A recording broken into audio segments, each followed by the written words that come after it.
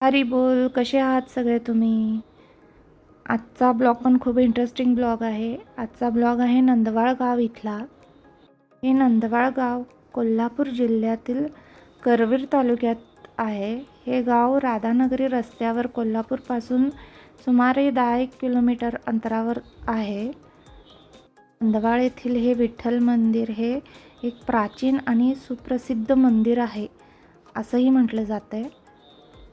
या विठ्ठल मंदिराला प्रति पंढरपूर असंही म्हटले जाते. मग या मंदिराचा इतिहास पण आहे, तो पण मी थोडक्यात तुम्हाला सांगेनच. ह्या गावाचा प्राचीन नाव नंदीग्राम असा होता आणि हे विठ्ठल मंदिर हे विठ्ठलांचे निजस्थान असंही तिथं मानले जाते. आणि तिकडच्या भाविकांची अशी श्रद्धा आहे की विठ्ठल रात्री मुक्कामासाठी इथे येतात आणि सकाळी पहाटे ते पंढरपूरला परत निघून जातात. हे ऐकून आम्हाला पण खूप छान वाटलं. या मंदिरात तुम्हाला विठ्ठल, रुक्मिणी आणि सत्यभामा देवी यांचे तुम्हाला सुबक विग्रह पण दिसतील. नक्की दर्शन घ्या त्यांचे. खूप सुंदर आणि खरोखर खूप सुबक विग्रह आहेत ते. या मंदिरला आषाढी, कार्तिकी एकादशीला लाखो भाविका दर्शनासाठी इथे येतात. या गावात पालखी सोहळा पण खूप मोठ्या भक्तिभावाने मनवले जाते.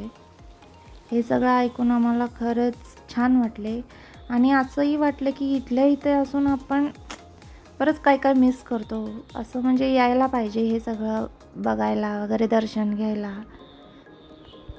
आणि हे देवस्थान जागरूक देवस्थान आहे असंही तिथं मानले जाते.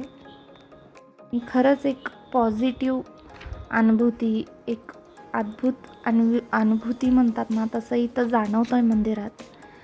मी स्वतः तिथं गेले पण खूप छान वाटलं आणि खूप प्रसन्न वाटलं तिथं गेलं की. मग मला तर खूप आवडलं. तर तुम्ही पण नक्की सांगा तुम्हाला कसे वाटले हे ब्लॉग. जर तुम्हाला हा ब्लॉग आवडला असेल तर नक्की सबस्क्राईब करा आणि शेअर करा, कमेंट करा. अजून अशी जर तुम्हाला दुसऱ्या मंदिरांचे दर्शन हवे असतील तर नक्की कमेंट करून सांगा. तर नक्की आम्ही विचार करू त्यावर. तर चला सगळे आपण विठ्ठलांचे दर्शन घेऊयात. हरी बोल. पुढचे पण ब्लॉग तुम्ही बघा. हरी बोल.